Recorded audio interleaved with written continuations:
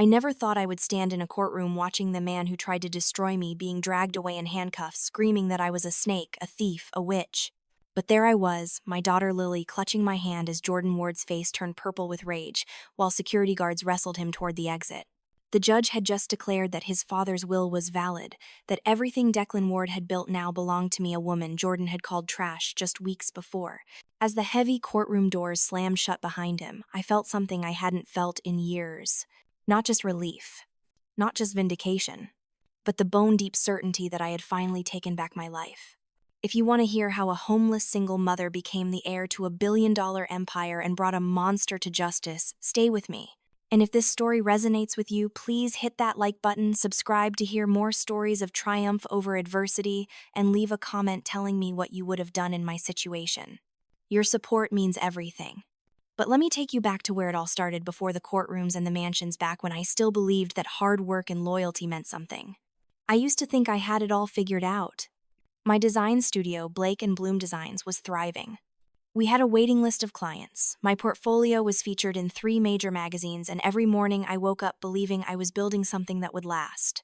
I remember that particular Tuesday, the day everything shattered. I was in my studio working on a wedding venue design for a tech CEO's daughter. The afternoon light was streaming through the windows, and Lily was sitting in the corner with her coloring books occasionally, looking up to show me her drawings of flowers and butterflies. She was only 7, but she already had an eye for color that made my heart swell with pride. My phone rang. It was the bank. The woman's voice was professional but edged with concern. There had been some unusual activity on the business account.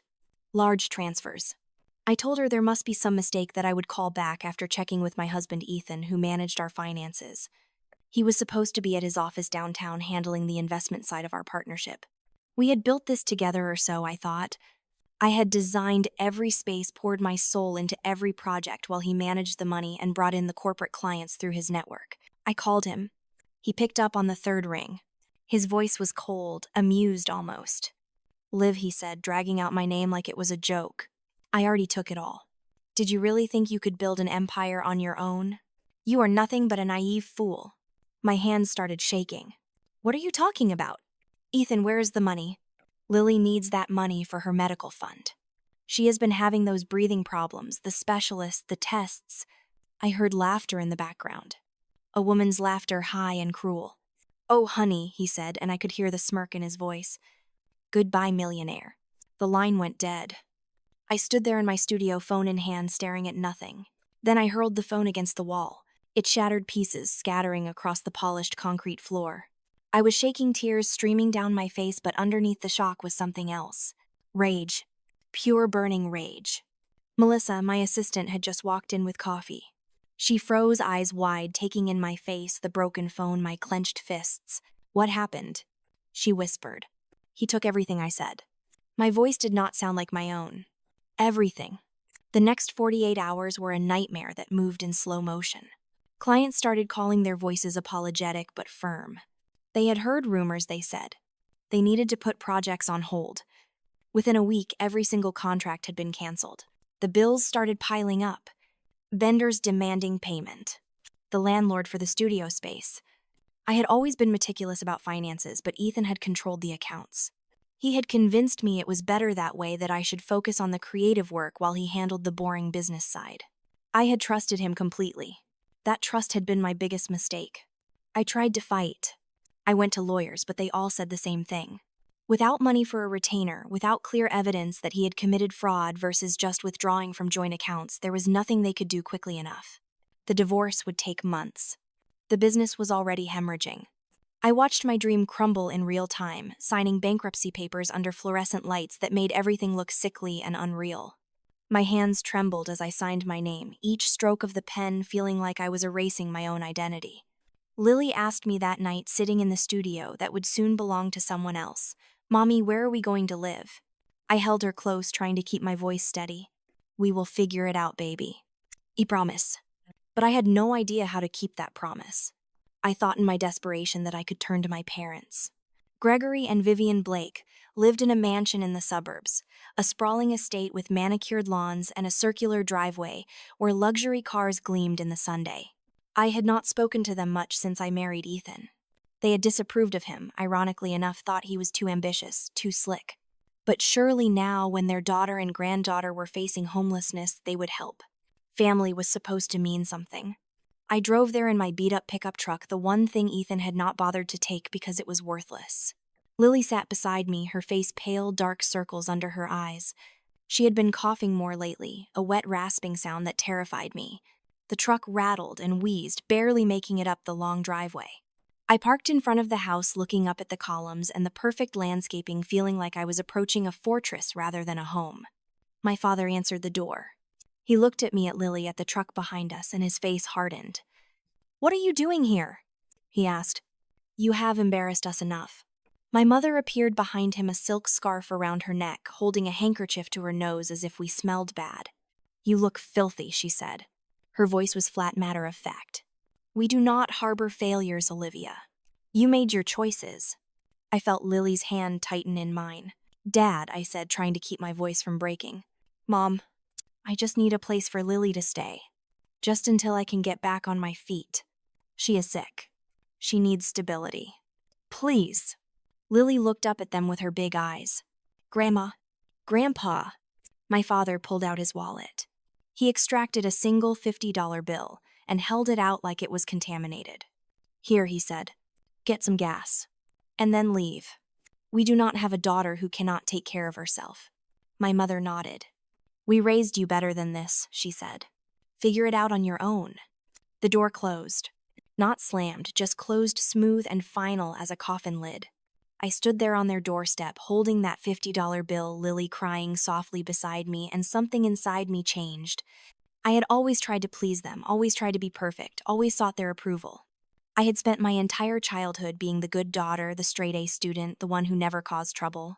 And in my moment of greatest need, they had thrown money at me like I was a beggar and shut the door in my face. I looked down at Lily. "They will regret this," I whispered. "I promise you, baby. They will regret this." We slept in the truck that night.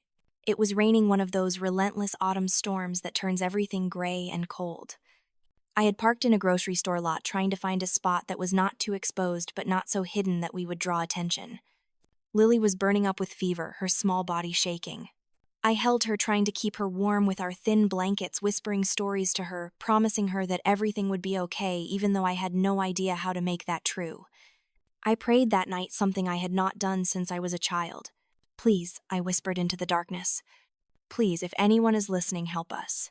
I cannot do this alone." The knock on the truck window came just before dawn. I jerked awake, my heart hammering, ready to fight or flee.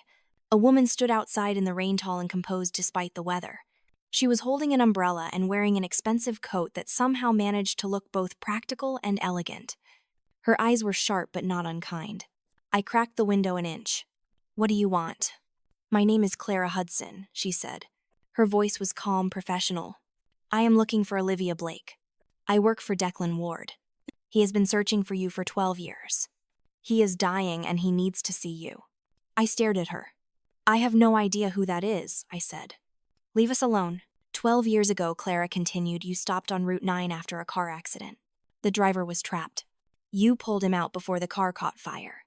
You stayed with him until the ambulance came, even though you were late for a job interview. Do you remember?" The memory surfaced slowly. I had been 23, driving to interview for a position at a design firm. I had seen the wreck, the car crumpled against a tree, smoke pouring from the hood. I had not even thought, just pulled over and run to help. The man inside had been bleeding, semi-conscious, but I had managed to unbuckle him and drag him clear. I had ruined my interview suit and never made it to the firm. I had never known what happened to the man. I had just gone home, changed, and moved on with my life. "He never forgot you," Clara said. "He built his entire empire thinking about the woman who saved him, who did not even leave her name. He has been searching for you ever since. And now he is out of time. Miss Blake, your daughter needs medical care. Mr. Ward has the resources to provide that. He is asking only that you come and hear what he has to say." I looked at Lily, her face flushed with fever, her breathing shallow and labored. I thought about the $50 in my pocket, about the empty gas tank, about the fact that we had nowhere to go. I did not trust this woman. I did not believe in fairy tales. But I also did not have a choice. "If I come," I said, "my daughter gets medical attention first. That is non-negotiable." Of course, Clara said. I have a doctor waiting at the estate. The Ward estate appeared through the morning mist, like something from another world. It was massive, old money, elegant with stone facades and ivy-covered walls. As we drove up the long driveway, I felt like I was entering a different universe. Clara had driven us in a Mercedes that glided so smoothly it felt like floating. Lily had fallen asleep in my arms, her fever finally breaking after the doctor in the back seat had examined her and started an IV drip. When we arrived, a team of medical professionals in crisp white uniforms descended on us immediately. They lifted Lily from my arms with practiced efficiency, her small body limp and burning with fever. I lunged forward, every maternal instinct screaming at me not to let her go, but Clara's hand closed around my wrist. Her grip was gentle but unyielding. She is in the best hands in the country, Clara said, her voice cutting through my panic. Mr. Ward made sure of that. But you need to come with me now. He has been waiting 12 years for this moment. He may not have 12 more hours. My heart was being torn in two directions, but I nodded. Clara led me through hallways that seemed to stretch forever, our footsteps echoing on marble floors so polished I could see my reflection haggard and desperate staring back at me. Oil paintings of stern-faced ancestors watched our progress. Antique mirrors and gilded frames multiplied my anxiety into infinity. The house was breathtaking and suffocating at the same time, like being inside a jewel-encrusted tomb. We stopped at a set of heavy oak doors. Clara pushed them open, and the antiseptic smell of a hospital hit me immediately. The bedroom beyond had been transformed into a medical suite. Machines lined the walls, their screens glowing with vital signs, their steady beeping, the only sound in the hushed space. IV stands clustered around a massive four-poster bed like sentinels. And in that bed, dwarfed by white linens and propped up by a mountain of pillows, was a man who looked more like a ghost than a living person. Declan Ward was dying. There was no other way to describe it. His skin had the waxy, translucent quality of paper that has been wet and dried too many times. His cheekbones jutted out so sharply they could have cut glass. His hands resting on top of the covers were skeletal, the veins standing out like blue ropes. But his eyes, God, his eyes were alive. They fixed on me the moment I stepped through the door, burning with an intensity that stopped me dead in my tracks. "You came," he whispered. His voice was barely audible, a dry rustle like wind through dead leaves. 12 years. 12 years I have been searching. And here you are. Finally. I moved closer to the bed, my legs unsteady. "Mr. Ward, I do not understand. Why me? Why were you looking for me at all?" His hand lifted slightly, beckoning me closer. I sat in the chair beside the bed, and he reached out his fingers, finding mine. His grip was weak, but I could feel him holding on with everything he had left. "Because you saved my life," he said, and his eyes filled with tears. "Not just from the car. You saved me from becoming the kind of person who believes everyone has a price." That night, I was at my lowest point. My wife had just left me. My son had just told me he wished I was dead. I was driving too fast, not paying attention, not caring if I lived or died. And then I crashed. A tear slid down his papery cheek. I was trapped. The car was on fire. I could smell my own flesh burning. And then this young woman appeared out of nowhere. You did not even hesitate. You ran to me through the smoke and the flames. You pulled me out even though you were half my size. You stayed with me, held my hand, told me I was going to be okay even though we both knew I might not be. And when the ambulance came, you just disappeared. No name. No phone number. Nothing. I remembered that night suddenly vividly. The smell of gasoline and burning rubber. The heat of the flames. The weight of him as I dragged him across the pavement. His blood on my hands and my interview suit. "I just did what anyone would do," I said softly. "No." His grip tightened. "That is where you are wrong." I spent the next 12 years testing that theory. I built WardTech into a technology empire. I made billions. And I watched. I watched how people treated me when they knew who I was. What they would do for money, for power, for access. Everyone wants something, Olivia. Everyone has an angle, a scheme, a hidden agenda, except you. You helped me when I was nobody, when helping me cost you everything, when there was no possible benefit to you. That is why I searched for you, because you are the only person I have ever met who is genuinely good. He gestured weakly toward the bedside table. Clara moved forward, picking up a thick leather-bound document. She placed it in my hands. It was heavy, substantial, real. "Open it," Declan whispered. I opened it. The words swam before my eyes. Last will and testament of Declan James Ward. I flipped through pages of legal language until I reached the section labeled Distribution of Assets. And there it was in black and white.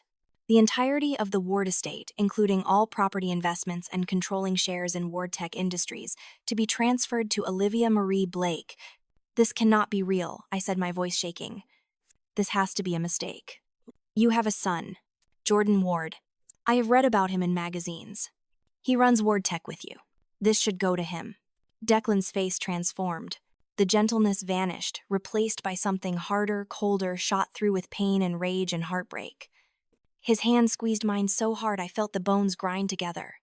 Jordan, he said, and the name came out like poison is a monster wearing my son's face.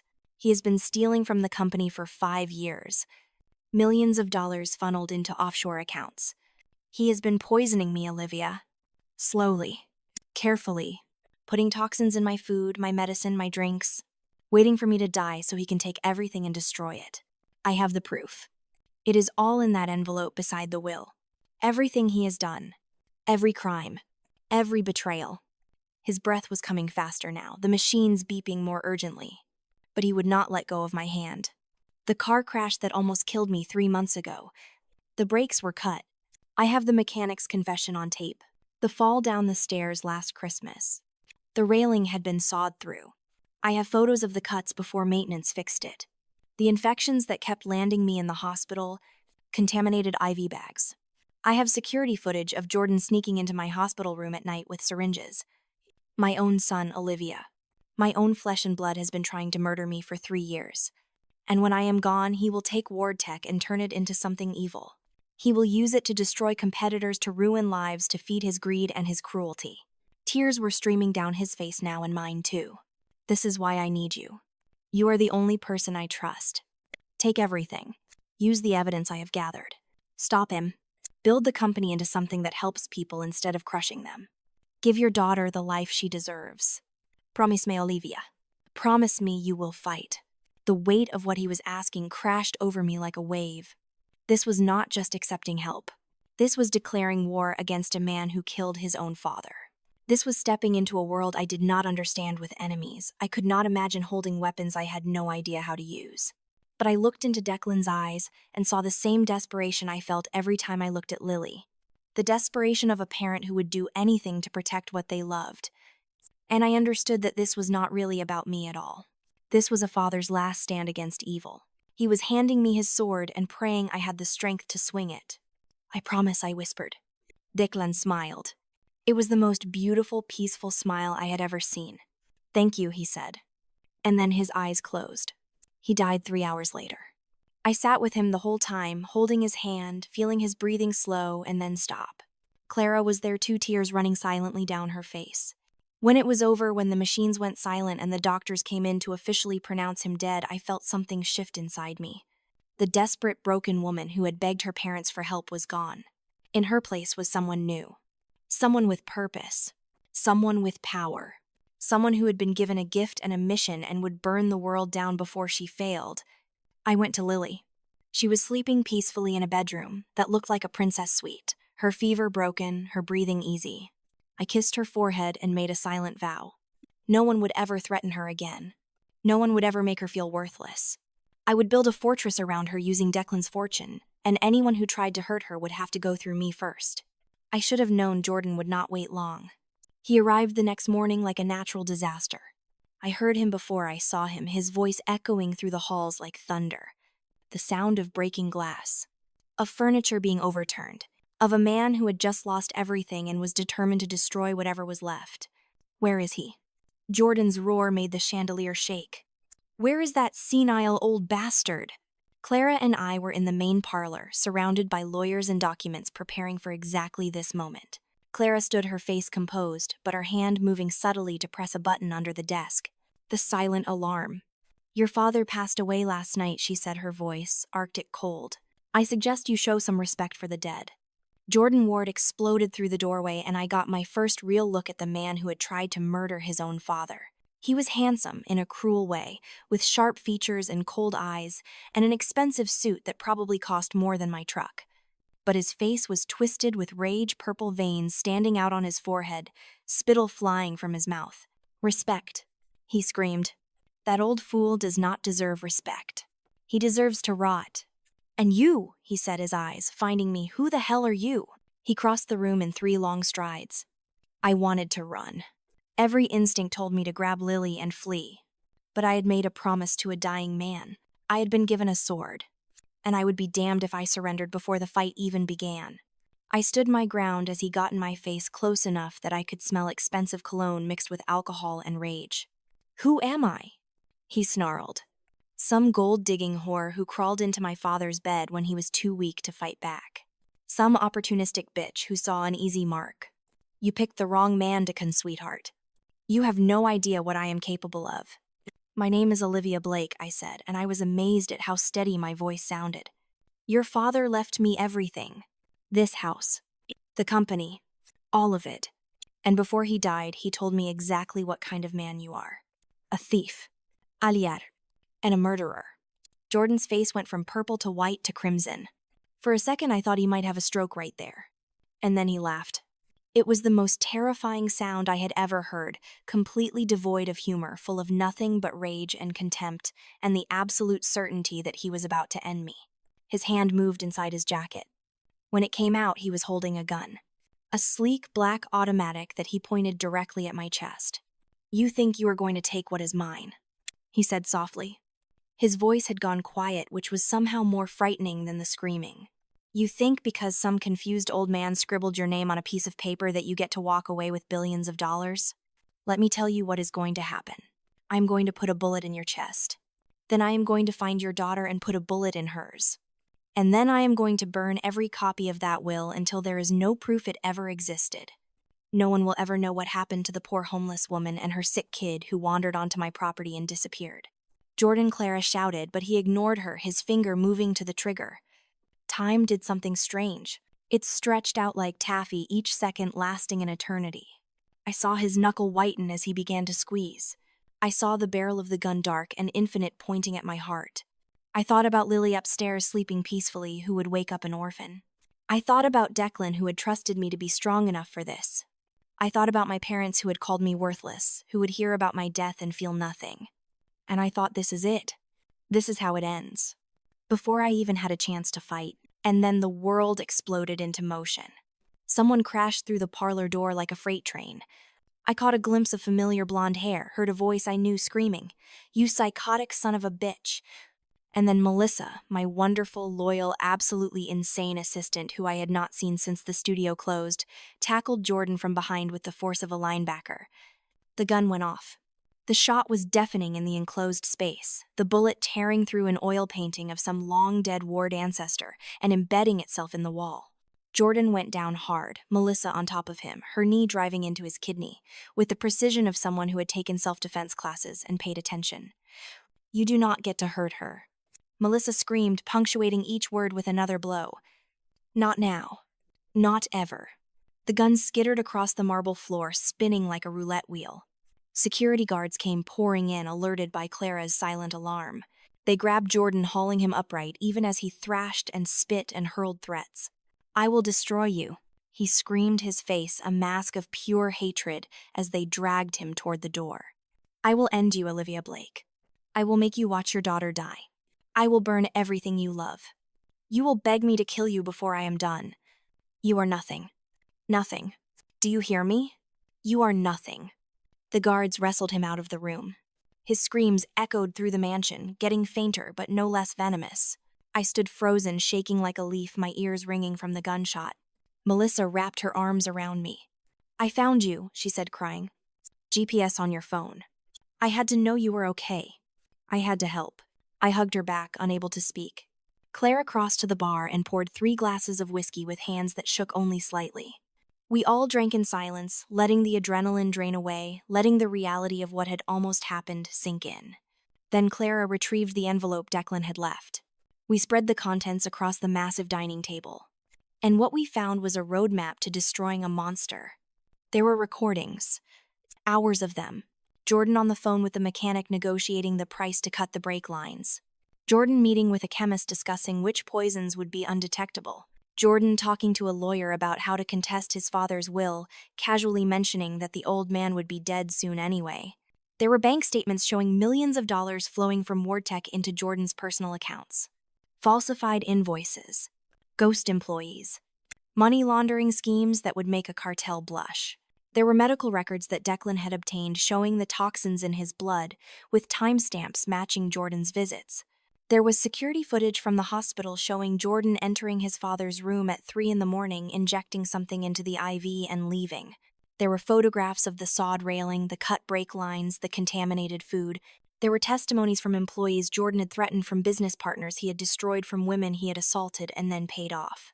There was a trail of destruction and cruelty that stretched back years. Declan Ward had been dying, but he had not been idle. He had been building a case. Meticulously. Carefully.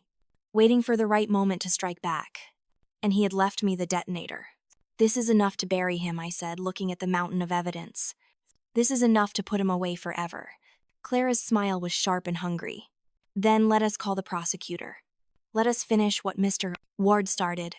The trial lasted 3 weeks, but from the moment it started, the outcome was inevitable. The courtroom was packed every single day. Reporters lined up hours before the doors opened. Camera crews fought for position on the courthouse steps. This was the story of the year. Billionaire's son tries to murder his father and steal the empire, gets outsmarted by the homeless woman his father chose as his heir instead. The media could not get enough. Jordan sat at the defense table surrounded by a team of lawyers so expensive they probably charged by the breath. He looked confident, smug, even nodding along as his attorneys painted me as a master manipulator who had brainwashed a senile old man. But I could see the cracks. The way his jaw clenched when evidence was presented. The flash of panic in his eyes when a witness testified. He knew he was losing. And he was terrified. His lawyers went after me with everything they had. They showed pictures of me homeless, disheveled, desperate. They called me a gold digger, a con artist, a black widow spider who specialized in wealthy older men. They implied I had poisoned Declan myself and forged his will. They brought in psychiatrists who testified that grief and medication could make someone suggestible that Declan had been manipulated by a woman he believed had saved him years ago. I sat through it all wearing one of the elegant suits Clara had helped me choose my hair professionally, styled my makeup perfect. I looked like I belonged in that courtroom. More than that, I looked like I belonged at the head of a billion-dollar company. Every time Jordan looked at me, I stared back with eyes that no longer held fear or doubt. I had been through hell. A few lawyers throwing accusations were nothing compared to what I had survived. When it was Rose Delgado's turn, she methodically shredded Jordan's defense. She played the recordings of Jordan plotting murder, his voice cold and calculating as he discussed the best ways to kill his father without getting caught. The jury's faces went pale. One woman covered her mouth with her hand. She presented the bank statements, walking the jury through each fraudulent transaction, each stolen million showing a pattern of theft that stretched back half a decade. The jurors took notes, their expressions growing harder with each revelation. She called the mechanic to the stand. He was a broken man haunted by what he had done. "Jordan paid me $50,000 to cut the brake lines on Declan Ward's car," he testified, tears streaming down his face. "He told me it had to look like an accident. He said his father deserved to die for being weak. I am so sorry. I am so sorry." She showed the security footage. The courtroom went absolutely silent as we watched Jordan on screen creeping into his father's hospital room at 3 in the morning, looking around to make sure no one was watching, then pulling a syringe from his pocket and injecting its contents into the IV bag. The timestamp was clear. The date was clear. Jordan's face was clear. And then came the final blow. Rose dimmed the lights and activated the screen at the front of the courtroom. Declan Ward appeared sitting in his hospital bed looking directly at the camera. The jury leaned forward. "My name is Declan James Ward," he said, his voice weak but clear. "I am recording this because I know my son is trying to kill me. I have known for 3 years. I have documented everything. The poisoning, the sabotage, the theft. I have the evidence. And I am leaving my entire estate to Olivia Blake because she is the only person I trust to stop him.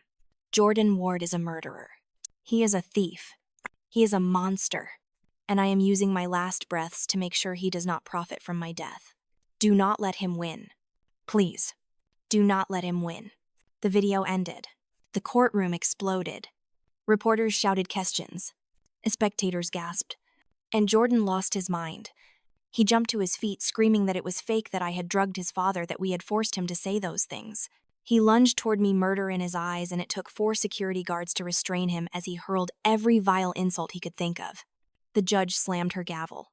"Remove the defendant," she ordered. They dragged Jordan out of the courtroom, kicking and screaming. "I will kill you, Olivia Blake." His voice echoed back down the hallway. "I will kill you, and everyone you love. You are dead. Dead." The jury deliberated for 90 minutes. When they came back, the 4 women stood and read the verdict in a voice that shook with emotion. On the count of attempted murder, we find the defendant guilty. On the count of embezzlement, guilty. On the count of conspiracy to commit murder, guilty. On the count of fraud, guilty. The judge did not waste time. "Jordan Ward, you have been found guilty of trying to murder your own father for financial gain. I hereby sentence you to 25 years in federal prison without the possibility of parole." Court is adjourned. And just like that, it was over. I walked out of that courthouse with Lily holding my hand, Melissa and Clara flanking me like warriors, and faced a wall of cameras and microphones and shouted questions. The late afternoon sun broke through the clouds, bathing everything in golden light. "Miss Blake," a reporter shouted, "what do you want to say to Jordan Ward?" I looked directly into the camera, knowing he would watch this from whatever cell they threw him in. "Jordan Ward told me I was nothing," I said, my voice ringing out clear and strong. "He told me I was trash that would be swept away. He pointed a gun at my chest and threatened to murder my daughter. But here I stand, the rightful owner of everything he tried to steal. I will build Ward Tech into something greater than it has ever been. I will honor Declan Ward's vision of a company that helps people instead of crushing them. And I will make sure that bullies and thieves and murderers like Jordan Ward never win. This is not just my victory. This is a victory for every person who has ever been told they are worthless. For everyone who has been betrayed and beaten down and left for dead. We are not nothing. We are everything, and we will not be silent anymore." We walked back to the estate, the 4 of us, through the massive gates that were now mine. The house had been redecorated. Gone were the cold museum displays. Now there were plants, bright colors, photographs of Lily laughing. It felt like a home. That evening, I stood in what had been Declan's office and was now mine. I looked out the window at the grounds where Lily was playing with a new puppy Clara had surprised her with. My daughter was healthy, happy, safe. She would never sleep in a truck again. She would never watch me beg for help from people who should have loved us. She would grow up knowing that strength comes not from never falling, but from rising every single time you are knocked down. I turned back to my desk, opened my laptop, and began drafting plans for Ward Tech's future. I had ideas. So many ideas. For programs to help struggling entrepreneurs, for initiatives to support single mothers, for ways to use this fortune to lift others up the way Declan had lifted me. I had started this journey broken, betrayed, and beaten down. I had been told I was worthless by my husband, rejected by my parents, threatened by a man who thought he could take everything from me through violence and intimidation.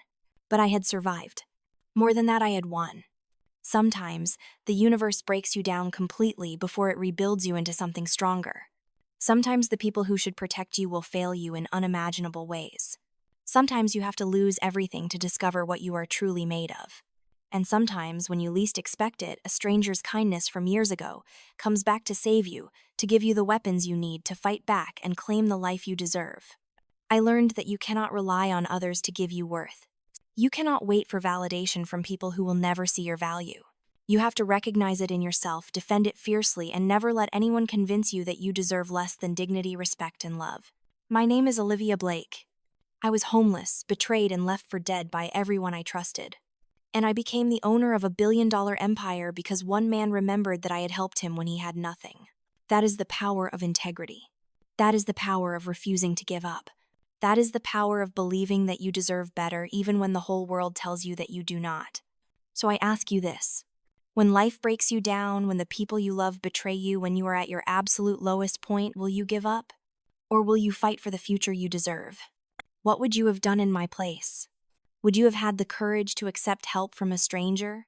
Would you have stood up to a man with a gun to protect what was rightfully yours? Share your thoughts in the comments below. If this story inspired you, hit that like button and subscribe for more stories of resilience and triumph. Because we all have the strength to rebuild our lives. We just have to believe we are worth fighting for.